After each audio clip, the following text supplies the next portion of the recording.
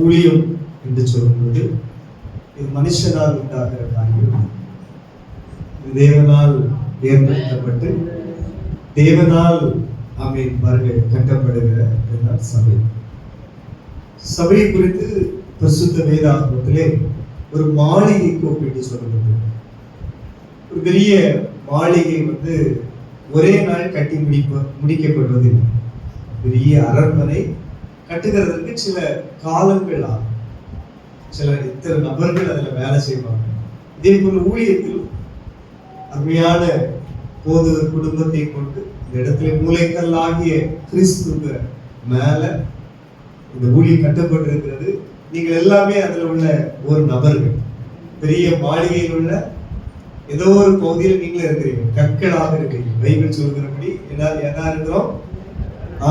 கற்களாக இருக்கிறோம், மூளைக்கல்லாகிய கிறிஸ்து. சபை மந்தைக்கு ஒப்பிட்டு சொல்லப்பட்டது. மந்தையிலே பிரதான மேய்ப்பன் ஆண்டவராகிய இயேசு கிறிஸ்து. ஆனாலும் சபைக்கு என்று சொல்லி ஒரு மேய்ப்பரை வைத்திருக்கிறார். ஆண்டவர் அவருடைய மேய்ச்சலின் ஆடைகளாக நாம் இருக்கிறோம். சபை இன்னும் வயல்வெளிக்கு ஒப்பிட்டு சொல்லப்பட்டது. இன்னும் திராட்சை தோட்டத்துக்கு ஒப்பிட்டு சொல்லப்பட்டது. இது எல்லாமே ஒரு நாள் ப்ராசஸ் கிடையாது. ஒரு நாள் இன்னைக்கு போய் நட்டுட்டு நாளை போய் பலன் அனுப்பக்கூடிய விஷயம் இல்லை. சில காலம். இதற்காக சபை இப்படி எல்லாம் ஆவியானவர் சொல்லுகிறேன் என்று சொன்னால், ஒவ்வொரு ஆண்டும் அடுத்தடுத்த வளர்ச்சியிலே கர்த்தர் ஊழியத்தை கொண்டு போவார். இந்த 6 வருடமும் உங்க வாழ்க்கையில அல்லது சபையில செய்த காரியங்களை விட இனி வருகிற காலங்களில் இன்னும் மேன்மையான காரியங்களை செய்யும். நாம் ஆராதிக்கிற தேவன் அவர் கட்டுகிறவர். அவர் எப்பொழுதுமே சிறப்பாக கட்டுவார், சிறந்ததை அவர் செய்வார். அதற்காக கர்த்தரை மகிமைப்படுத்துகிறார். அல்லேலூயா. சொல்லுகிறபடி இந்த கல்லின் மேல் என்னுடைய சபையை கட்டுவேன், பாதாளத்தின் வாசல். கர்த்தர் கட்டாராகில் கட்டுகிறவர்களுடைய பிரயாசம் தேவனுடைய கரம் ஊழியத்தை கட்டுகிறது. இன்னொரு ரகசியம் என்னவென்று சொன்னால், ஊழியத்தினுடைய அந்த ஒரு வளர்ச்சியை, ஆசீர்வாதத்தை யாரெல்லாம் விரும்புகிறீங்களோ உங்களை கர்த்தர் கட்டுவார். குடும்பத்தை கட்டுவார், உங்கள் பிள்ளைகளை கட்டுவார், உங்களுடைய சந்ததிகளை கட்டுவார். அதில் எந்தவித சந்தேகமே இல்லை. ஆமென். உங்களை ஆசீர்வதிக்கப்படணும், உங்களை வளரணும் என்கிற எண்ணத்தோடு பிரயாசப்படுகிற உங்களை எல்லாரையும் கர்த்தர் நிச்சயமாகவே ஆசீர்வதிப்பார். இந்த நாள் நாம் தியானிக்கும்படியா வெளிப்படுத்தின விசேஷம் அதனுடைய 3ஆம் அதிகாரம் 20வது வசனத்தை வாசிப்போம். வெளிப்படுத்தின விசேஷம். இதோ வாசற்படியிலே நின்று தட்டுகிறேன். ஒருவன் என் சத்தத்தை கேட்டு கதவை திறந்தால் அவனிடத்தில் நான் பிரவேசித்து அவனோடு போஜனம் பண்ணுவேன். அவனும் என்னோட போஜனம் பண்ணுவான். நான் ஜெயம் கொண்டு என் பிதாவினுடைய சிங்காசனத்திலே அவரோட கூட உட்கார்ந்தது போல ஜெயம் கொள்ளுகிறவன் எவனோ அவனும் என்னுடைய சிங்காசனத்தில் என்னோட கூட உட்காரும்படி அருள் செய்வேன். ஆமென். வாசிக்கிற வேத பகுதியிலே ஆண்டவர் ஒவ்வொரு சபைக்கும் சொல்லுகிற செய்தியை நாம் இங்கே பார்க்கிறோம். 7 சபைக்கான செய்தி. அதுவும் லவோதிகா சபை என்று சொல்லும்போது அது கடைசி சபை, 7வது சபை. ஏறக்குறைய இந்த காலகட்டத்தில் இருக்கிற சபையினுடைய சுபாவத்துக்குரிய ஒரு சபைக்கான ஒரு செய்தியை போல் அமைகின்றிருக்கிறது. இந்த காலகட்டத்தில் சபையினுடைய ஒரு சில வசனங்களை நாம் பார்ப்போம் என்று சொன்னால், நீ குளிருமின்றி அனலுமின்றி வெதுவெதுப்பாய் இருக்கிறபடியினால் என் வாயிலிருந்து உன்னை என்ன செய்து கொடுவேன்.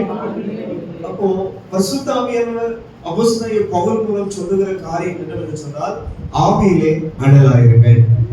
மாம்சம் பலகீனப்படல. எல்லாருடைய மாம்சமும் நம்முடைய மாம்சம் எப்படி ஸ்ட்ராங்கா பலகீனமாக்குறது டெஸ்ட் பண்றதுக்கு போன வாரத்துல ஒரு 2 நாள் இங்க கொஞ்சம் குளிர் வந்து, அப்ப அந்த குளிர் என்ன ஒண்ணும் செய்யல அப்படிங்கிறவங்க லேசா கை வைத்தி காணிக்காம எனக்கு குளிரவே இல்லை, அந்த குளிர் என் உடம்புக்கு ஒண்ணுமே செய்யல. யாராவது எனக்கு குளிரவே இல்லைங்கிறவங்க முதல்ல கை வைத்துக்காகும். இந்த குளிர் வந்து எங்களுக்கு ஒண்ணுமே செய்யல உடம்புக்கு. அப்ப நம்ம எல்லாருமே யாருதான் விலகி. மாம்சம் எப்படிப்பட்டது, ஆனால் ஆவி எப்படிப்பட்டது என்று சொன்னால் உற்சாகம். சொல்லுங்க, நமக்குள்ள இருக்கிற ஆவி உற்சாகம். மாம்சம் விலகின ஆவியானால் உற்சாகம் நம்மளை அனலாக்கிட்டே இருக்கும், நம்மளை எப்பவுமே வெதுவெதுப்பா வச்சுட்டே இருக்கும். அதாவது பாருங்க, பரிசுத்த ஆவியானவருக்கு அந்த அக்கினி அபிஷேகம், அதோட அக்கினிமயமான நாவு அவர்கள் எல்லார் மேலும் வந்து என்ன செய்தது, அப்படியே வந்து அமர்ந்தது என்று வேதத்திலே வாசிக்கிறோம். இந்த வேளையிலும் நாமே அப்போ அந்த கடைசி கால அந்த சபையினுடைய சுபாவத்தை பார்த்தோம். வெதுவெதுப்பாக இருக்கிற ஒரு வேண்டிய சபை, அது குளிருமின்றி அது எப்படி இருக்கிறது, அனலுமின்றி இருக்கிறது. அதனால நம்ம எப்படியாவது இந்த காலத்துல அனலாய் மாற வேண்டும். எல்லாரும் ஆவியில் அனலா இருக்கும். அடுத்ததாக வசனத்துல வாசிக்கிறோம், இது வாசல் படியில் என்று தட்டுகிறது. நம்ம எல்லாருமே உள்ளும் புறம்பும் நல்ல ஆசீர்வாதமாக இருக்கணும் அப்படின்னு சொல்லி கர்த்தர் விரும்புகிறார். உள்ளும் புறம்பும் நல்ல ஆசீர்வாதமா இருக்கணும். அதாவது ஆவிக்குரிய நிலையிலும் ஆசீர்வாதமா இருக்கணும். ஒரு குறிப்பிட்ட வயசு வந்துட்டா எல்லாரும் பிதா குமாரன் பரிசுத்த ஆவி நாமத்துல மூழ்கி ஞானஸ்நானம் எடுக்கணும். அடுத்தது பரிசுத்த ஆவியானவருடைய அபிஷேகத்தை பெறணும். அதுக்காக ஜெபம் பண்ணணும், கண்ணீரோடு ஜெபம் பண்ணணும். அடுத்தது கர்த்தருடைய பந்தியில கலந்து கொள்ளணும். இதெல்லாம் ஆவிக்குரிய ஆசீர்வாதம். ஒரு பந்தியை கூட மிஸ் பண்ணிடக்கூடாது. ஞானஸ்நானம் எடுத்த பிள்ளைங்க கர்த்தருடைய பந்திகளை பாருங்கள் அலட்சியப்படக்கூடாது. கூடுமான மட்டும் சபையோட எல்லா கூட்டங்களும் கலந்து கொள்ளும். இவ்வளவு தூர இடத்துல இருந்து வரவங்க கூட இருந்தாலும் ஞாயிற்றுக்கிழமை ஆராதனை என்ன செய்யக்கூடாது, முடங்கக்கூடாது. அவங்க கூட்டங்களுக்காக ஓடி வரணும். உங்களை காணாட்டு பாஸ்டுங்க முகம் உங்களை எங்க அந்த ஆண்டி பாஸ்டர் எப்படி பார்ப்பாரு, ஆண்டி தான் அதிகமா பார்ப்பாங்க. இந்த சகோதரியை காட்டிய அந்த அப்படிதானே பாஸ்டர் அதிகமா திரும்பி ஆளை காட்ட பார்ப்பாங்களா, ஆண்டி பார்ப்பாங்களா? ரெண்டு நீங்க பரவாயில்ல. ரொம்ப பிள்ளைங்க அப்படிதான் இருக்கணும். ஏதாவது பிள்ளைங்க அம்மா பிடிக்குமா அப்பா பிடிக்குமான்னு வசப்பா பார்த்துட்டு ரெண்டரையும் பிடிக்க வேண்டியது. அதே நீங்க ரொம்ப ஞானமா சொல்லுங்க. கர்த்தருக்குள்ளே ஆசீர்வாதம் சொல்லுங்க. கர்த்தர் நல்லவர். அல்லேலூயா. கவனிங்க, அப்போ ஆத்தும பாரமுடைய ஒரு நல்ல ஊழியர் குடும்பத்தை ஆண்டவர் உங்களுக்கு தந்திருக்கிறார்.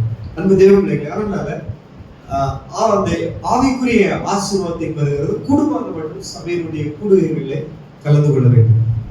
உள்ளும் புறமும் நல்ல பேச்சலை கண்டடைய வேண்டும் என்று சொன்னால் ஆவிக்குரிய மேலும் ஆசீர்வாதமா இருக்கும், பொருளாதார கோவிலும் ஆசீர்வாதமா இருக்கும். சரீர ஆசீர்வாதம்ங்கிறது தேவனுடைய பெரிய தானம், கிருபை. தேவனுடைய கிருபையில ஒண்ணுதான் சரீர ஆரோக்கியம். அப்போ ஆண்டவர் வந்து எல்லாருடைய இதயத்துல ஒரு சிங்காசனம் அமைக்க விரும்புகிறார். நம்ம இதயத்துல அவர் வந்து வாசம் பண்ண விரும்புகிறார். அதனால்தான் ஒருவனுடைய இதய கதவை தான் தட்டுகிறார், இயேசுக்கு தட்டுகிறார். சிலவங்க இதயத்துல இயேசுக்கு இடம் கொடுப்பாங்க, சிலவங்க இதயத்தை என்ன செய்ய மாட்டாங்க, கர்த்தருக்கு கொடுக்க மாட்டாங்க. ஆனா நம்ம இருதயத்தை கர்த்தருக்காக திறந்து கொடுக்கணும். முதல்ல இருதயத்தை யார் கர்த்தருக்காக திறந்து கொடுக்கிறாங்களோ அவங்க கர்த்தருக்காக எல்லாத்தையுமே கொடுப்பாங்க. எல்லாமே சுகே இப்படி ஒரு பாட்டு எல்லாமே யாருக்குதான், எனக்கு எல்லாமே என் சிந்தை இயேசுக்கு, இதே இயேசு, கை இயேசுக்கு, கால் இயேசு, எல்லாமே இயேசுக்கு தான். அப்படிங்கிற இதயத்தை முதல்ல இயேசு கொடுக்கும். நீதிமொழியின் புஸ்தகம் 23வது அதிகாரம் அதனுடைய 26வது வசனத்தை நாம் எப்படியாக வாசிக்கிறோம்? வாசிக்கிறோம். என் மகனே, உன் இருதயத்தை எனக்கு தா, உன் கண்கள் என் வழிகளை நோக்குவதாக. கர்த்தர் வந்து கேட்கிறார், உன் இருதயத்தை எனக்கு தா. நம்ம இருதயத்தை தேவன் வாசம் பண்றது. இந்த இருதயம் எப்படிப்பட்டது தெரியுமா? அது கலங்க முடியாது, அது பயப்படுகிறது முடியாது. எல்லாருடைய கவலையை எங்கதான் அடக்கி வச்சிருப்பாங்கன்னு வச்சிருக்க, அது இதயத்துக்குள்ள தான் இருக்கு. அது நம்ம வந்து ஒவ்வொரு பேர் வைக்கிறோம். சிலவங்களை எல்லாம், சிலவங்க மனசாட்சிக்கிறாங்க, சிலவங்க மனசுக்குள்ள இருப்பாங்க. இல்ல மனசுக்குள்ள என்ன செய்யிருக்கேன் வச்சிருக்கேன் அப்படிம்பாங்க, ஸ்டோரேஜா வச்சிருப்பாங்க. மனசுக்குள்ள நம்ம எதை வைக்கணும் அதை எதை வைக்க கூடாதுன்னு சிலவங்களுக்கு தெரியாது. வேஸ்ட் எல்லாம் தீ கொண்டு பீரோக்கு வைக்கலாம். அதுதான் வைக்க மாட்டாங்க. ஆனா இங்க வந்து எல்லா குப்பைகளும் எங்க இருக்கும்? மனசுக்குள்ள இருக்கும். இந்த 6 ஆண்டும் கர்த்தர் செய்த நன்மைகளை மனசுக்குள்ள வைக்கணும். ஆண்டவர் செய்த நன்மைகளை மனசுக்குள்ள வச்சு ஸ்தோத்திரம் ஸ்தோத்திரம் ஸ்தோத்திரம். இந்த வருஷ கடைசியில இருக்கிறோம். இந்த 11 மாதமும் கர்த்தர் செய்த நன்மைக்காக ஸ்தோத்திரம் பண்ணுங்க. அது மனசுக்குள்ள இருக்கணும். அடுத்த ஆண்டு அப்ப இன்னும் நிறைய காரியங்களை செய்வார். இந்த தாய்க்கு நான் வந்து ஒரு நன்மை செய்தோம்னா அந்த வருஷ கடைசியில என் பாதத்துல உட்கார்ந்து கொஞ்சம் நன்றி செலுத்துவா, கொஞ்சம் ஸ்தோத்திரம் பண்ணுவா, அதெல்லாம் எண்ணி ஸ்தோத்திரம் பண்ணுவா. அவன் பிள்ளைகளை நான் காப்பாற்றும் பொழுது, அவன் பிள்ளைகளை ஆசீர்வதிக்கும் பொழுது என் பாதத்துல உட்கார்ந்து வருஷ கடைசியில எனக்கு என்ன செய்வாள்? நன்றி செலுத்துவாள் அப்படின்னு சொல்லி ஆண்டவர் வந்து இந்த ஆண்டை விட அதிக ஆசீர்வாதத்தை தருவார். இந்த வருட கடைசியில உட்காருங்க, அப்படி பாதத்துல கொஞ்ச நேரம் உட்கார்ந்து இந்த ஆண்டு கர்த்தர் செய்த நன்மைகள் எல்லாம் மனசுக்குள்ள கொண்டு வந்து அதுக்காக ஸ்தோத்திரம் பண்ணணும். நம்ம இதயத்தை எப்படியாவது கர்த்தர் நிரப்பணும். நம்ம இதயத்துல வந்து மனுஷன் வந்து பாருங்க, நிறைய பேருக்கு வந்து பண ஆசை எல்லா தீமைக்கு வேறா இருக்கிறது என்று பைபிள் சொல்லுது. பொருள் ஆசைனாலே இருதயம் நிரம்பியும் எதை கண்டாலும் இது நமக்குரியதா இருந்தா எப்படி இருக்கு? இப்ப எங்க ஏரியாவெல்லாம் பாத்தீங்கன்னா தென்னந்தோப்பு, வாழை, இங்க வந்து ரப்பர். இது எந்த ஒரு கண்டத்தையும் பார்த்தாலும் இந்த ரப்பர் தோட்டம் நமக்கு இருந்தா எப்படி இருக்கும்? சுவாசம் ரொம்ப தந்திரசாலி. பொருள் ஆசை அப்படியே கொண்டு கண்டோம் இல்ல, ஆண்டவர் எனக்கு தந்திருக்கிறதுக்கு ஸ்தோத்திரம். அல்லேலூயா. ரெண்டாவது, உங்களுக்கு என்ன நன்மை ஆண்டவர் வச்சிருக்கிறாரோ அது கர்த்தர் உங்களுக்கு தான் தருவார். வசனத்தை விசுவாசத்தோடு கரங்களை உயர்த்தி அறிக்கை பண்ணுமா? கர்த்தரை தேடுகிறவர்களுக்கோ ஒரு நன்மை குறையும். ஒரு தீர்க்க தரிசன வார்த்தையாய் இந்த மாதவேளை ஆவியானவர் தெளிவா சொல்லுகிறார். அல்லது கரத்தை உயர்த்தி சொல்லுங்களா? கர்த்தரை தேடுகிறவர்களுக்கோ ஒரு நன்மையும், அதிகமாய் கர்த்தரை தேடுகிற சபையே ஒரு நன்மையும் உனக்கு என்ன செய்யாது? அதிகமாய் கர்த்தரை தேடுகிற குடும்பமே, அதிகமாய் கர்த்தரை தேடுகிற சகோதரனே, அதிகமாய் கர்த்தரை தேடுகிற சகோதரியே, ஒரு நன்மையும் உனக்கு என்ன செய்யாது? குறைபடாது. தாவீது அந்த ஆண்டவருக்கு மேல ரொம்ப தாகத்தோடு வாஞ்சியோடு இருக்கிறார். அவர் சொல்றாரு பாருங்க, எனக்கு குறித்தது ஆண்டவர் எனக்கு என்ன செய்வாரு? தருவாரு. அறிக்கை பண்ண, ஆண்டவர் எனக்குன்னு வச்சிருக்கிற நன்மையை நீர் எனக்கு என்ன செய்யுங்கப்பா? தாங்க என்று சொன்ன. அப்போ நம்ம ஆராதிக்கிற தேவன் எப்பொழுதுமே அவர் நல்லவரும் நன்மை செய்கிறவருமாக இருக்கிறார். அல்லேலூயா சொல்லுங்க. கர்த்தர் நல்லவர். அப்ப அந்த தேவ பிள்ளைகள் வேதவசனம் சொல்கிறபடி ஆண்டவர் வந்து நிறைவான நன்மையை தருகிறார். அப்ப இதயம் வந்து கவலைப்படக்கூடியது, இதயம் வந்து கலங்கக்கூடியது, இதயம் வந்து வேற எங்கேயாவது போயிடும். நம்ம இங்கே இருப்போம், அது எங்கேயாவது என்ன செய்யிட்டு இருக்கோம்? பறந்துட்டே இருக்கும். வாலிப பிள்ளைக்கு இந்த இதயத்தை விளைவாங்க பாத்துரு. அப்ப இந்த இதயத்தை அவங்க விளைகிறத பாத்தீங்கன்னா ஒரு படத்தை எப்படி பார்த்தா அதுல ஒரு அம்பு பாஞ்சே போல இருக்கு, அதுல ரத்தம்லாம் அடிச்சே போல இருக்கு. பாத்துருக்கீங்களா இல்லையா? இந்த ஹார்ட், இதயம் தமிழ்ல சொன்னா தெரியாது. ஹார்ட் வந்து யாராவது விளைஞ்சிருக்கிறத பாத்துருக்கீங்களா? அதுல வந்து ஒரு அம்பு இப்படி பாஞ்சு போய் இந்த ரத்தம்லாம் கிடைக்க பாத்துருக்கீங்களா? அப்ப இது நல்ல தம்பி பாத்துருக்கீங்களா? இதயம் பார்த்ததே இல்லை. ஹார்ட் பாத்துருக்கீங்களா? பாத்துருக்கேன். அப்ப அந்த அதுல ஒரு அம்பு இப்படி பாஞ்சு போறல, பாஞ்சிருக்கா இல்ல? நல்ல தம்பி. சிலம்புல அம்பு தச்சு ரத்தம்லாம் கொட்டி அவன் வெயிட் பண்ணிடுவான். பாருங்க. ரெண்டாவது இது ஒரு கேட்டகரி. இன்னும் சிலவங்களுக்கு ஒரு விதமான இதயம் படம் வந்து பார்ப்பாங்க. இந்த பக்கம் ஒரு ரெக்க, இந்த பக்கம் ஒரு ரெக்க. இடையில ஒரு பாட்டு நம்ம பிள்ளைகளுக்கு பயங்கரம். அது சிறகு இல்லாமல் என்ன செய்கிறது? பறக்கிறது. அது பிரசன்னத்துல பறந்தா நல்லது. பிரசன்னத்துல, ஆண்டோடைய பிரசன்னத்துல அப்படியே உட்கார்ந்து இருக்கும்பொழுது சாப்பாடு வேண்டாம், மணி போறது தெரியாது, உலகமெல்லாம் மறக்குதையா அப்படியெல்லாம் எதுல அப்படியே ஆண்டோடைய பாதத்தில் இருக்க அப்படியே நமக்கு வந்து இருந்துட்டே இருக்கணும். எல்லாம் மறக்கணும். நீங்க போதும் அப்படின்னு துதிக்க வைக்கணும், பைபிளை வாசிக்க வைக்கணும், அப்படியே உட்கார வைக்கணும். அப்படி பிரசன்னத்துல நிரம்பிட்டா அது ஓகே, அது ஆவிக்குரிய குரல். ஆனால் நீங்க அந்த இதய மனுஷன் எப்படியெல்லாம் போட்டு பாடுபடுத்துன்னு பாத்தீங்கன்னா அது பறந்துட்டே இருக்கும். அதுதான் தாவீது சொல்லி, என் ஆத்துமாவை நீ என்ன செய்ய, அமர்ந்து. யாரை பார்த்து? கர்த்தரை பார்த்து நீ என்ன செய்ய, அமர்ந்து. அது வந்து இருக்காது, இங்க இருக்கும், அப்படியே பார்த்துட்டு அங்க இங்க கரைக்கிட்டே வரும். ஒரே போதுங்கிற மனநிலையே இருக்காது, திருப்தியே படாது. திருப்தி ரொம்ப முக்கியமானது. போதும் என்கிற தேவபக்தியோடு உள்ள அந்த பக்தி வந்து அதுதான் மனுஷனுக்கு ஆதாயம். அதுதான் கர்த்தர் விரும்புகிறார். அந்த இதயம் வந்து டக்குனி கலங்கிறோம், கண்ணீர் விட்டுரும். இதுல டேஞ்சர் சில இதயத்துக்கு பாத்தீங்கன்னா வாய் இருக்கும், அது பேசிட்டே இருக்கும், அது புலம்பிட்டே இருக்கும், ஏதாவது புலம்பிட்டே இருப்பான். அதாவது பரவாயில்ல, சிலர் முறுமுறுத்துட்டே இருக்கும். இன்னும் சிலர் பாத்தீங்கன்னா எப்பவும் துக்கமா இருந்துட்டே இருக்கும். என் ஆத்மா எப்படி இருக்கிறது? துக்கம், பயங்கரமா இருக்கு. இதயத்துக்குள்ள இயேசு வந்துட்டான்னு வச்சிருக்க, இதெல்லாம் மாறும். வாலிப பிள்ளைங்க இருக்கிறதுனால இந்த இதயத்தை வச்சு இன்னொரு காரியம் சொல்கிறேன். மகனே, உன் இதயத்தை அப்படின்னு கர்த்தர் கேட்கிறார்.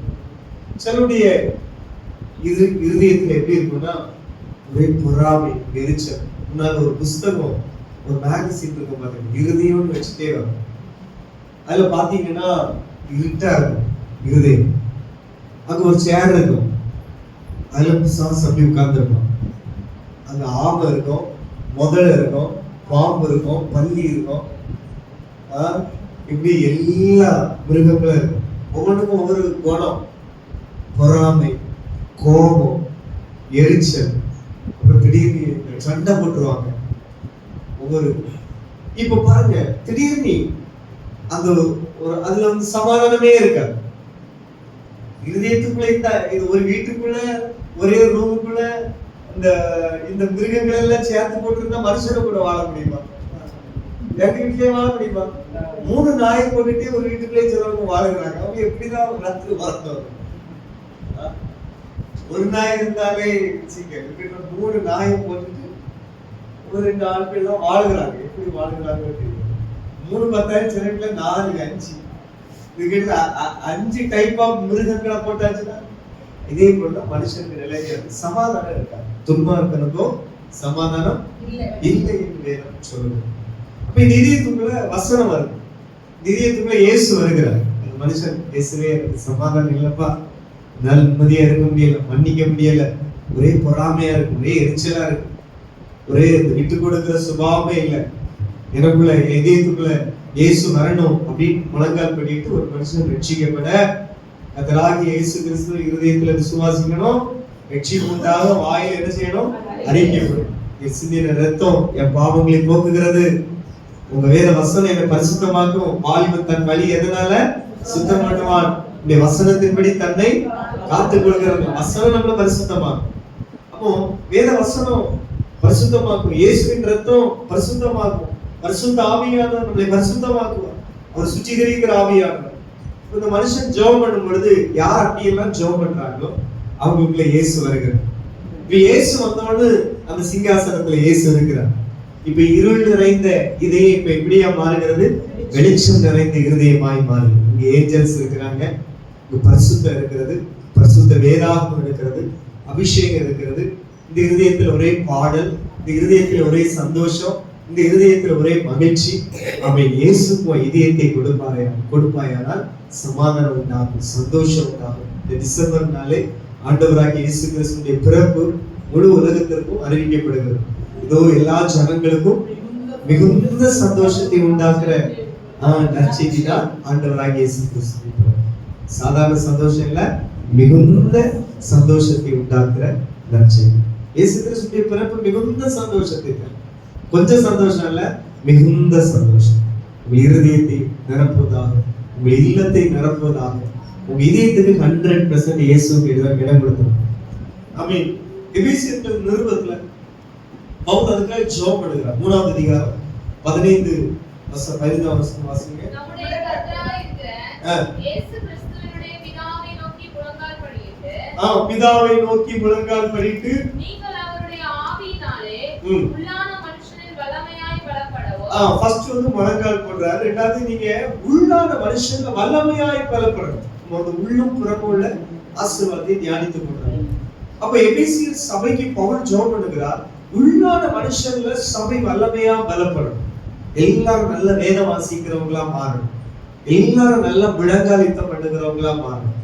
உங்க பாஸ்டர்மாவை போல நல்ல பரிசுத்தாவில நிரம்பி ஆராதிக்கிறவங்களா மாறணும். அவங்க உங்ககிட்ட இயேசுவை பற்றி சொல்றது போல நீங்க உங்க பக்கத்து வீட்டுல இயேசுவை பற்றி என்ன செய்யணும் சொல்லணும். இல்ல நான் எங்க அந்த பாஸ்டர் பாட்ட கேட்டுட்டு வந்து உனக்கு அடுத்த வாரம் சொல்றேன்னு சொல்லக்கூடாது. அடிச்சு தகர்க்கணும். அல்லேலூயா.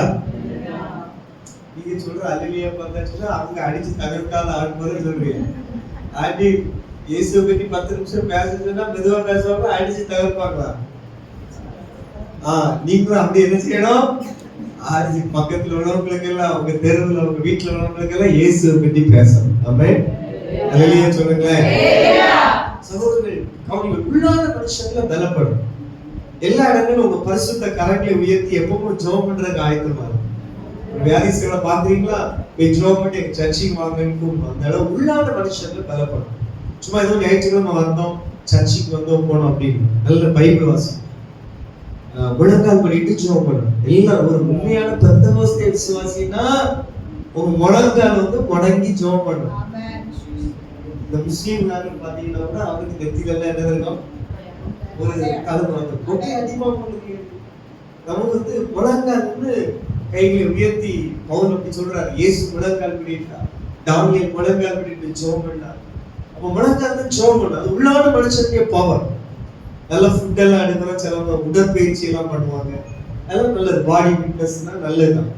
ஆனா பாருங்க, உள்ளான மனுஷன்ல பலப்படணும்னா கொஞ்சம் உள்ளான மனுஷன் கொஞ்சம் அவங்க கொஞ்சம் ஆரோக்கியமா இருக்கணும்னா இந்த குளிர நம்ம அந்த மாம்சம் எல்லாம் தாங்க முடியல. இதே போல சில சோதனை, சில பிரச்சனைகள், சிலதெல்லாம் தாண்டி போகணும்னா உள்ளான மனுஷன்ல பவர்ஃபுல்லா இருக்கு. தாவீதுக்குள்ள அபிஷேகம் இருந்தனால சிங்கத்தை கிழித்தான், கரடியை கிழித்தான். உள்ளான மனுஷன்ல உள்ள பலம், உள்ளான மனுஷன்ல பலப்படணும். எபேசியர் 6ஆம் அதிகாரத்துல தெளிவா சொல்லப்படுது. அவனுடைய சர்வாயுத வர்க்கத்தை நம்ம வந்து அழித்து போனோம்னா, அவனுடைய அஸ்திராயுதங்களை அழித்து போனோம். நம்ம ஆவியில ஜெபம், பரிசுத்த ஆவியிலே ஜெபம் பண்ணி அதெல்லாம் என்ன செய்யணும்? உடைத்து போகணும். அப்போ நமக்குள்ள இருக்கிற பலம், நீங்க ஒரு சாதாரண விசுவாசியா இருக்க, நீ உள்ளான மனுஷன்ல பலம் உள்ளவங்களா இருப்பீங்கன்னா உங்க காம்பவுண்டுக்குள்ள உண்மையிலே யாரும் எதையும் செய்து போட்டாலும் எதுவும் தெளித்து போட்டாலும் நீங்க சோத்திரம் சோத்திரம் சோத்திரம்னு நடந்து போனீங்கன்னா உங்களை ஒண்ணும் செய்யாது. உள்ளான மனுஷன்ல நீங்க பலம் இல்லாட்டி ஐயோ பண்ணி அழுது ராத்திரி காய்ச்சல் வந்து என்ன உடனே பாஸ்டர் போன் பண்ணி பாஸ்டர் கேட்டீங்களா, இல்ல அந்த வீடியோ எடுத்து இல்ல 4 பேருக்கு போன் பண்ணி உள்ளான மனுஷன்ல பலம் இருந்தா பாருங்கள். பவுல் ஒரு விரியன் அவனுடைய கையை மெலித்தா தீவில வைத்து கடித்தது. அவனுக்கு நெருப்புல உதறி கொண்டு அவனுக்கு ஒன்றும் சம்பவிக்கணும். உள்ளான மனுஷங்க நீங்க பவர்ஃபுல்லா இருந்தீங்கன்னா எந்த ஒரு பிரச்சனையும் உங்களை வந்து மேற்கொள்ளாது. நீங்க தான் பிரச்சனையை உதறி சும்மா டேக் இட் ஈஸி, தூசியை உதறி போட்டே போல போயிட்டே இருக்கீங்க. அப்போ சபை எப்படி உள்ளான மனுஷன்ல பலம், உள்ளான மனுஷன்ல பலம் கொண்டு இருப்பீங்கன்னா சோர்வான வார்த்தையை பேச மாட்டீங்க, நம்பிக்கையின் வார்த்தையை தான் பேசுவீங்க, விசுவாச வார்த்தைகளை பேசுவீங்க. நிச்சயமா ஆண்டவர் என்னை ஆசீர்வதிப்பாருன்னு தான் சொல்றீங்க. என் பிள்ளைகள் ஆண்டவர் கைவிட மாட்டாருங்கிற வார்த்தை தான் வந்துட்டே இருக்கும். எப்பவுமே ஒரு 2 விதமான ஆசீர்வாதம் எனக்கு முன்னால இருக்கு அப்படிங்கறத உங்க பார்வையில இருக்கும். உள்ளான நிலையில நான் ஆசீர்வாதமா இருப்பேன், பூமிக்கிற நிலையில நான் ஆசீர்வாதமா இருப்பேன். நிச்சயமா ஆண்டவர் அப்படிதான் சொல்லி இருக்கிறார். அதனால எப்பொழுதுமே பாருங்க, உள்ளான மனுஷங்களை நீங்க எப்பொழுதுமே ஒரு ஆசீர்வாதமா இருக்கணும். அதுக்காக ஜெபம் பண்றாங்க. உள்ளான மனுஷன்ல பலப்படும். இந்த வருகிற 7வது ஆண்டுல பாருங்க, சபை போகிற வேலை நிறைய தீர்மானங்கள் எடுக்கும். Praise God. உள்ளான மனுஷன்ல பலப்படும். ஒரு ஆளுக்காக சுவிசேஷம் சொல்லுவேன், தினமும் 1 மணி நேரம் ஜெபம் பண்ணுவேன். நீங்க ஜெபிக்கிற நபரா மாறிட்டீங்கனாலே உள்ளான மனுஷன்ல பலப்படுறீங்கன்னு அர்த்தம். இயேசு சொன்னார், சோதனைக்கு உட்படாதபடி விழித்திருந்து என்ன செய்யுங்க? ஜெபம். அப்புறம் வேதத்தை வாசிக்கணும். கடைசி காலம் நிறைய வேத புரட்டர்கள் இருக்கிறாங்க, சத்தியத்தை புரட்டுகிறவங்க இருக்கிறாங்க. ஒரு தனிப்பட்ட விசுவாச பிள்ளைகளுக்குள்ளே உங்களுக்குள்ளே வேத அறிவு இல்லாவிட்டால் நீங்க தடுமாற வேண்டிய சூழல் வரும். ஏன்னா இப்ப எல்லாமே பாருங்க, முன்னாலெல்லாம் துருவ பிரதேசங்களை சபைக்குள்ள ஏற்ற மாட்டாங்க. ஏன்னா ஊழியர்களுக்கு தெரியும், மாறி மாறி பேசுவேன், இந்த மனுஷன் சத்தியத்துக்கு புறம்பா பேசுறான், இவனை கூடாதுங்க, சபையில பயன்படுத்தாங்கன்னா போது நாங்க அலர்ட் ஆயிடும். இப்ப என்னதுமா பிரச்சனை இல்லை, அவங்க வந்து ஒரு யூடியூப் சேனல் தொடங்கி அவன் ஈஸியா பேசிடுவான். அப்ப நம்ம அந்த சபைங்கிறது மந்தை தானே, மந்தைனா ஆடுகள் கூட்டம் தானே, அது எல்லாம் பிள்ளைங்க இருக்கும். அவன் வந்து இந்த சிலவங்க எல்லாம் வர்ற எல்லா சேனல்லையும் பார்த்துட்டே இருப்பான். இப்படி பாருங்க, நிறைய பேர் துரு பிரதேசங்களே மாட்டி கொடுக்குறாங்க. அதனால இந்த கடைசி காலம் நீங்க உள்ளான மனுஷங்களே அவன் நல்ல ஒரு வேத அறிவோடு இருப்பீங்கன்னா உங்களை யாரும் என்ன செய்ய முடியாது, திசை திருப்ப முடியாது.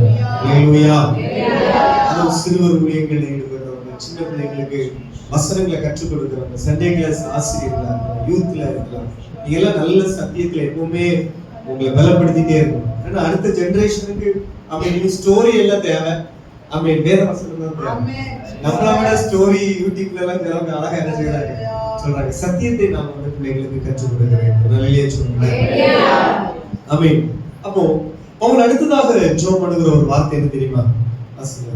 உள்ளான மனுஷர்களை பலப்பட்டு விசுவாசத்தினாலே கிறிஸ்து உங்கள் இருதயத்திலே வாசமாயிருக்கவும். கவனிங்க, அப்ப அவருடைய ஒரு உருக்கமான ஜெபம் எபேசுவிலுள்ள எல்லா சபையினருடைய இருதயத்திலே யாரு வாசமா இருக்கணும்? கிறிஸ்து உங்கள் இருதயத்திலே வாசமா இருக்கணும். அப்ப இயேசுவுக்கு பெர்மனண்டா ஒரு சிங்காசனம். இப்ப இயேசு நம்ம கூடவே இருக்கிறான்னு வச்சுருங்க, அவர்கிட்ட பேசாம இருப்பீங்களா? இப்போ தமிழ்மாரெல்லாம் படிப்பு நிமித்தம் ஒர்க் நிமித்தம் எங்கேயாவது நீங்க வெளியூர்ல ஒரு ரூம்ல இருப்பீங்க, ரூம்மேட் ஒருத்தன் இருக்கான்னா அவன்கிட்ட பேசாம இருப்பீங்களா? சின்ன ஜீவன்கள் இருந்துரும். இப்போ வந்து அப்படியா ஹாஸ்டல்ல எப்படி எத்தனை பேர் என் ஹாஸ்டல்ல இருந்துட்டு யாரும் என்ன செய்ய மாட்டாங்க, பேச மாட்டாங்க. இப்போ உள்ள ஜெனரேஷன் ரொம்ப வித்தியாசமா இருக்கு. ஸோ ஆனாலும் பாருங்க, நான் சொல்ற விஷயம் இப்ப நிறைய இருக்கு பாருங்க. இயேசு பிள்ளைகளுடைய இருதயத்துல இருப்பாரு, ஆனா இவங்க இயேசுப்பாவுக்கு ஒரு ஸ்தோத்திரம் சொல்லாம, ஒரு தேங்க்ஸ் சொல்லாம, ஈவன் அவர் ஃபுட்டு தருவார், அது கூட நன்றி செலுத்த மாட்டான், வாரி அடிதான். அப்புறம் தும்மல் போடும், அப்பதான் இல்லாட்டி விற்கும், அப்பதான் பக்கத்துல இருந்து யாராவது சொல்லுவாங்க, கேக்குதா இருக்க பாரு, சாப்பாடு ஒழுங்க முடியாம விற்கல எடுக்கும், இல்லாட்டி அப்பதான் இயேசு இருக்க சொல்லி பேசுவாப்பா. நம்ம ஆளுக்கு இந்த மீன் வந்து தும்பாங்க தலையில, மீனும் தெரியுங்களா, ஃபிஷ். அப்போ வந்து அங்க ஏதாவது மாட்டிடும், அதுக்கப்புறம் இயேசுவே இயேசுவே, முதல்ல ஃபிஷ் தந்ததுக்கு ஸ்தோத்திரம் சொல்லிட்டு சாப்பிடுறீங்க, புரிஞ்சா? அப்போ எதுக்கு இல்ல, வாயை திறந்து ஒரு 10 ஸ்தோத்திரமான ஒரு நாளைக்கு சொல்லணும். ஸ்தோத்திர பலிகிறவர் என்னை மகிமைப்படுத்துகிறார். வாயை திறந்து ஸ்தோத்திரம், உதடுகளின் கனியாகி ஸ்தோத்திரம், வாயை திறந்து இயேசுவுக்கு நன்றி சொல்லணும். திடீர்னு என் வீட்டுக்குள்ள இருந்தாலும் ஒரு பாடல் சத்தம் கேட்கணும், பாட்டு சத்தம், சும்மா என்ன செய்யணும், பாடல். கர்த்தரை நான் எக்காலம் ஸ்தோத்தரிப்பேன், அவருடைய துதி எப்பொழுதும், அவருடைய வாயை எப்பொழுதும் ஆண்டவரை துதிக்கிற துதி இருக்கணும். ஒரு பெந்தகோஸ்துக்காரங்களுக்கு பலமே எதுல இருக்குன்னா நம்ம வாயில, வாயில சும்மா இந்த வாய் சட்டை போட முடிய அந்த வாயில இந்த துதி, இந்த துதி யாருங்க வாயில எல்லாம் இருக்குதோ உங்களுக்குள்ள கொஞ்சம் பலம் இருக்கு. அல்லேலூயா. அது வந்து சீக்கிரட்டா துதிக்கலாம், வாயை திறந்து துதிக்கலாம். பாட்டு, நம்ம வெற்றிக்கு ரகசியமே பாட்டு தான். அதனாலதான் ஆவிக்குரிய சபையில அதிகமா என்னது பாடுறோம், பாடல் பாடுறோம். பாடி துதி செய்ய தொடங்கினதுமே எதிரிகளுக்குள்ள ஆண்டவர் தங்களுக்குள்ளே வெட்ட விட்டு என்ன செய்யப்பட்டாரு, விட்டப்பட்டார். நம்முடைய பலம் நம்முடைய ஆராதனையில இருக்கு, அபிஷேக ஆராதனை. சுத்தாவில நிரப்பப்பட்ட பிள்ளைங்க எல்லாம் அந்நிய பாஷைகளை பேசி நீங்க ஆவி நிரம்பி ஆராதிக்கும் பொழுது அப்படி பாருங்க, உங்க பணத்தினால செய்ய முடியாத காரியத்தை, உங்க மூளையினால செய்ய முடியாத காரியத்தை ஆவியானவர் நமக்காக செய்ய முடியும். வசனம் சொல்லுகிறது, பலத்தினாலும் அல்ல பராக்கிரமத்தினாலும் அல்ல கர்த்தருடைய ஆவியினாலே எல்லாமா. அப்போ கிறிஸ்து நம்ம இருதயத்திலே வாசம், கிறிஸ்துக்கு ஒரு சிங்காசனம். அவர் நம்மோடு கூட இருந்தார், நம்ம இருதயத்திலே அவர் வாசம் பண்ணியிருந்தார். நம்ம வீட்டுக்கு முத்தத்துல போனா இப்போ அவரும் கூட என்ன செய்வாரு, ஸ்கூல்ல போய் ஒரு பெஞ்சில் உட்கார்ந்தா இப்ப இயேசுவும் கூட என்ன செய்திருப்பாரு. ஏன் அவர் எங்க இருக்காரு, எங்க இருக்காரு, சர்ச்சிலையா, இருதயத்துல இருக்காரு. இயேசு எங்கமா இருக்காரு, இருதயத்துக்குள்ள இருக்காரு. அப்ப நீ கிரவுண்ட்ல போனாலும் அங்கேயே இருப்பார், ஃப்ரெண்ட்ஸ் கூட இருந்துச்சு அங்கேயே இருப்பார்.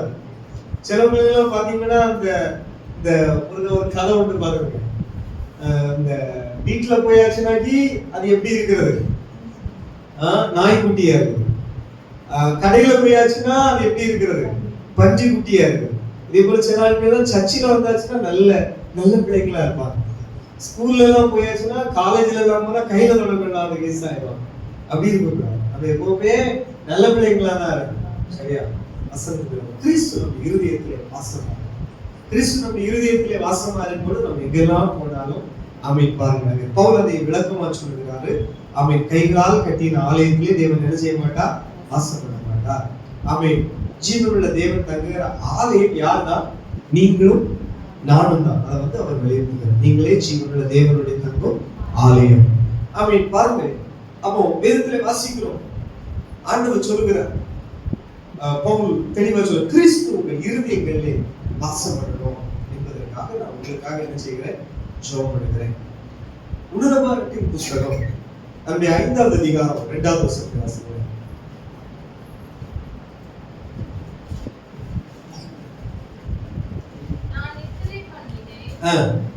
என் இருதயமோ விழித்திருந்தது. கதவை தட்டுகிற என் நேசரின் சத்தத்தை கேட்டேன்.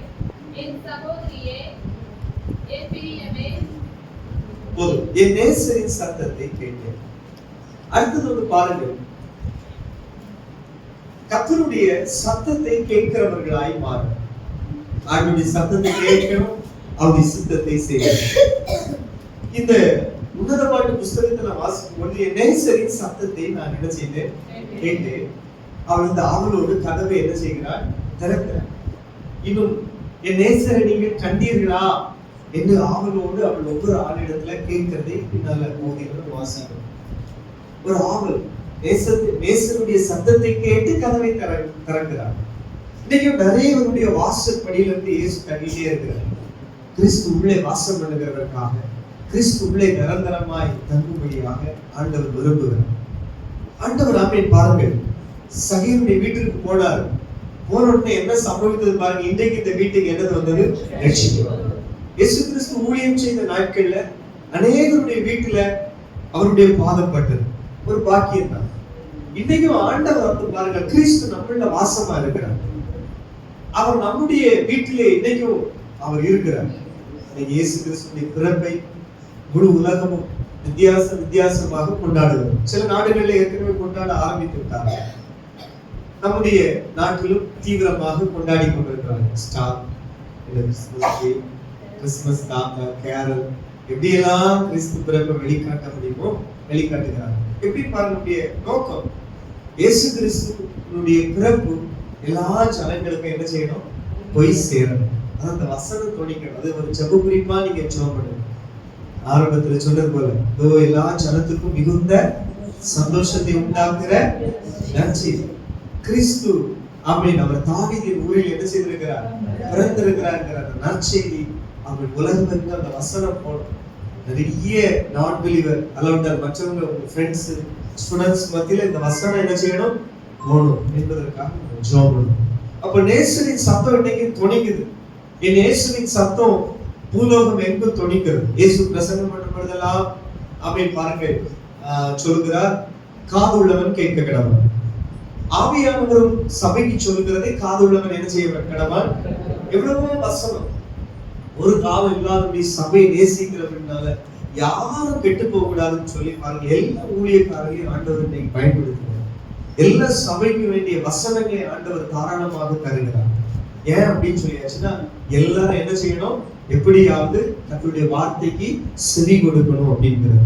நல்ல நாட்களில் நேசருடைய சத்தத்துக்கு செவி கொடுத்து அவரை நாம் வருந்தி அழைப்போம். அவர் நம்முடைய நல்ல மேய்ப்பனாக இருக்கிறார்.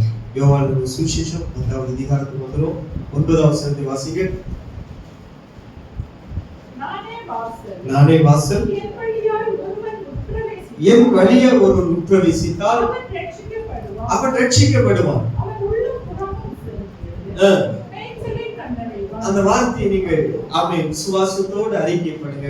உள்ளும் புறமும் சென்று மேய்ச்சலை கண்டடைவான்.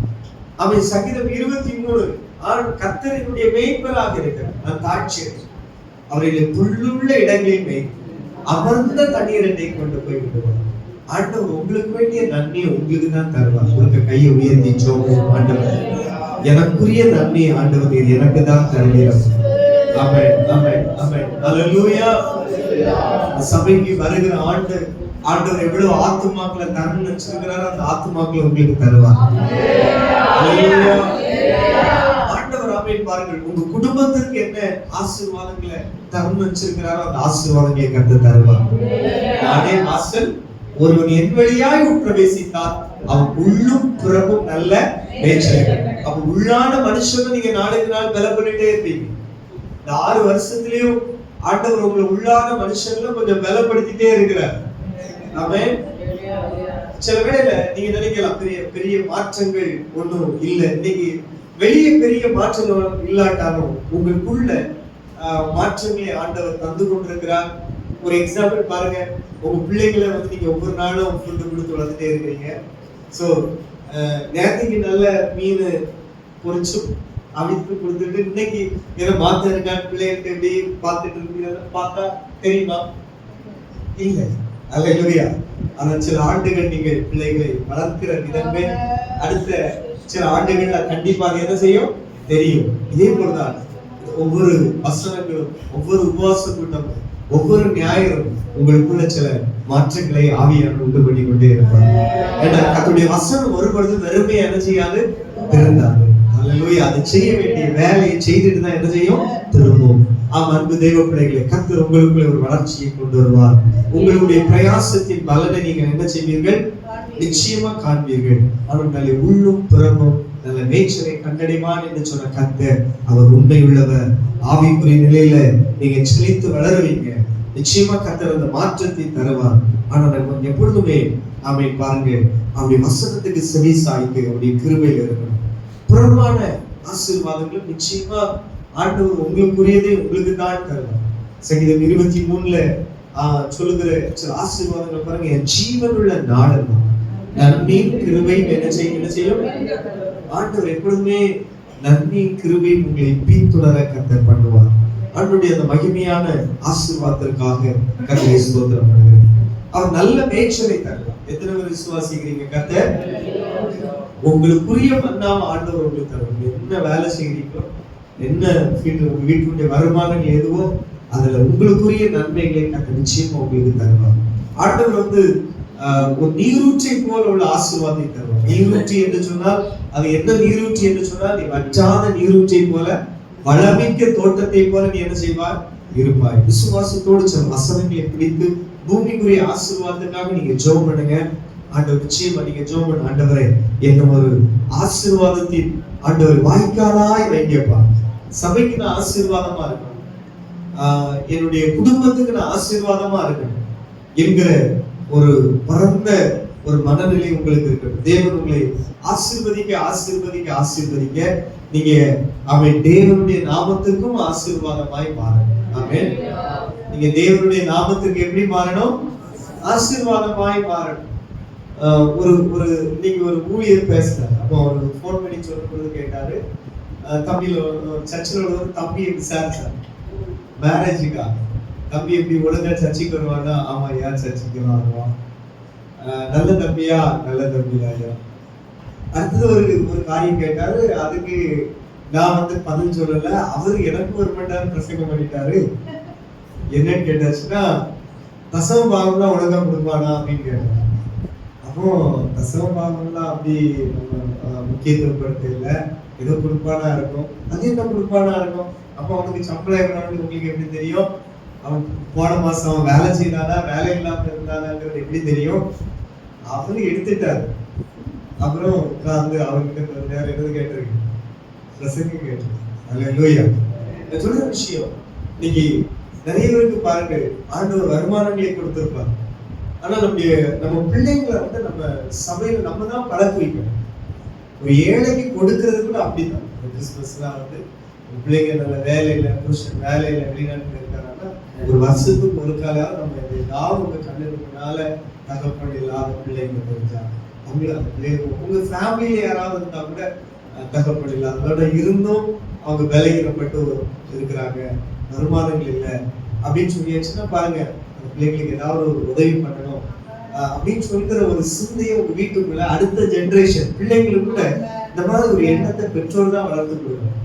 ஒரு இறக்க குணம், ஒரு உதார்த்தமாய் ஏழைக்கு இறங்குகிறவன் கர்த்தருக்கு என்ன செய்கிறான், அதை அவனுக்கு கர்த்தர் திருப்பி கொடுக்கணும். ஆண்டவர் யாருக்கு கடனாளியர், அது ஒரு ஆசீர்வாதம்.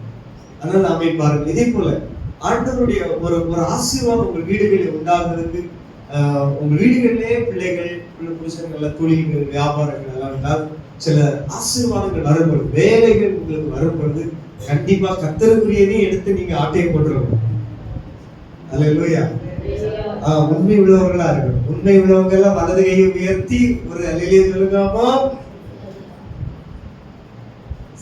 சொல்றது சிறப்பு புரியல நினைக்கிறேன்.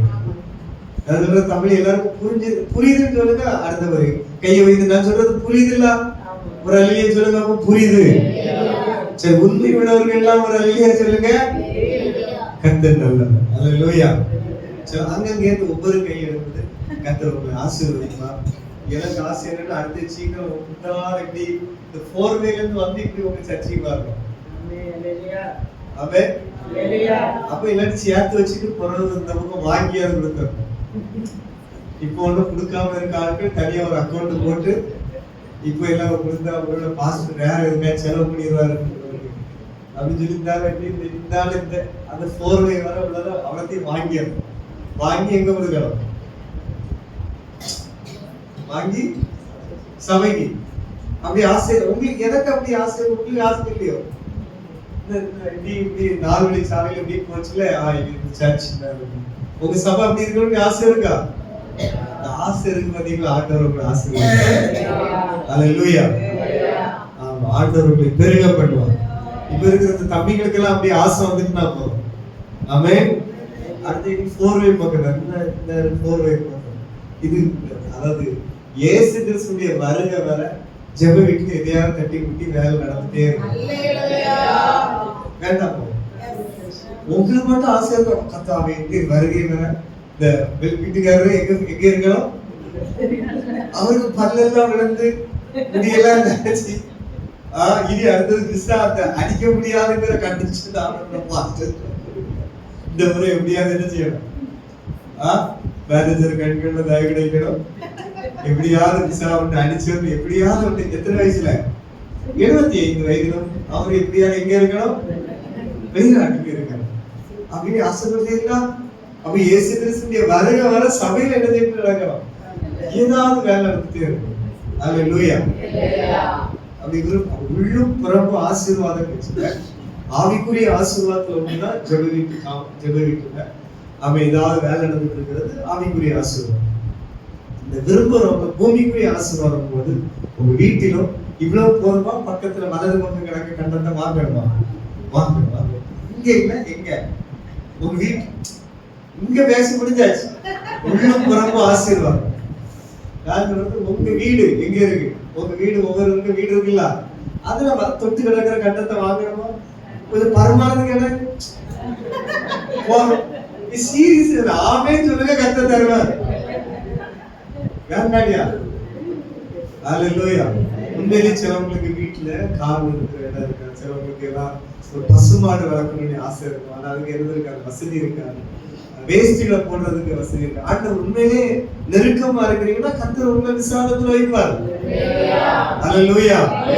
சிலவங்க வேண்டாம், இருக்கிறதே தூத்து பராமரிக்க முடியல அப்படின்னு நினைக்கிறீங்க. ஆண்டவர் உள்ளும் புறமும் அந்த மேய்ச்சலை தருகிறதுக்கு தான் நாம் பேசிக் கொண்டிருக்கிறோம். நிச்சயமாகவே உங்கள் ஆவிக்குரிய வாழ்க்கையை கட்டி எழுப்புங்க.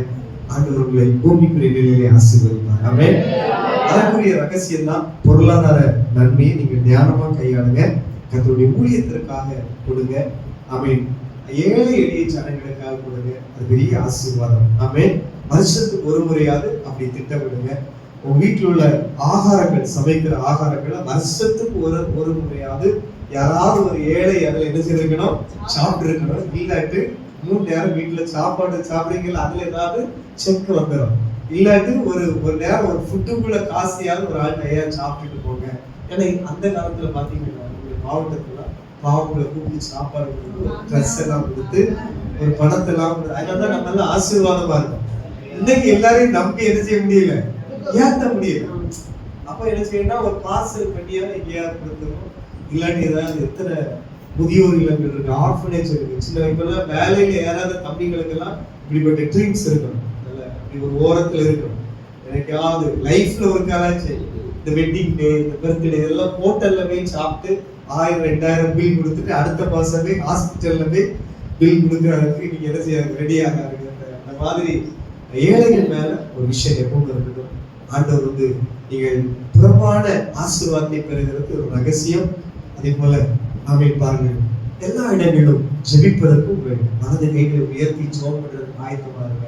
முழங்கால் பண்ணிட்டு ஜெபம் பண்ணுங்க. யங் ஜெனரேஷன் முழங்கால் போடுங்க. உங்க வீடு ஆசீர்வதிக்கப்படும், சபை ஆசீர்வதிக்கப்படும். முடியாத காலங்களில் சேர்ல உட்காருங்க. ஆமென். உள்ளான மனுஷங்களை இந்த நாட்களில் நீங்கள் அடலாக நிச்சயம் உங்க சந்ததிகளை ஆசீர்வதிப்பார். இருக்கிற யாராவது தாய்மார் கண்ணீரோடு தரித்திரம் மாறணும்னு ஜெபம் பண்ணிட்டு இருக்கிறீங்கன்னா நிச்சயம் உங்க கண்கள் காணும். அவன் ஜெபம் ஒரு நாள் வீண் போகாது. உங்க நாட்களிலே உங்க பிள்ளைக்கு ஆசீர்வாதமா இருக்கிறத நீங்க காண்பீங்க. ஆண்டவருடைய அவை ஊழியம் மலை மேல் அமர்ந்திருக்கிற பட்டணத்தை போல மாறுகிறது போல ஊழியத்துல ஆரம்ப காலத்துல இருந்தே யாரெல்லாம் இணைந்து இருக்கிறீங்களோ நீங்க தொடர்ந்து இணைந்திருங்க. அவை ஒரு ஃபெலோஷிப், சர்ச்ங்கிறதே ஒரு ஐக்கியம். சொல்லுங்க, சபைங்கிறது என்னது? ஒரு ஐக்கியம். ஒரு எப்படி உங்க வீட்டுல கணவன் மனைவி பிள்ளைங்க என்ன விஷயம் இருந்தாலும் அடுத்த நாள் இந்த வீட்டுக்கு வரப்பாரு அடுத்து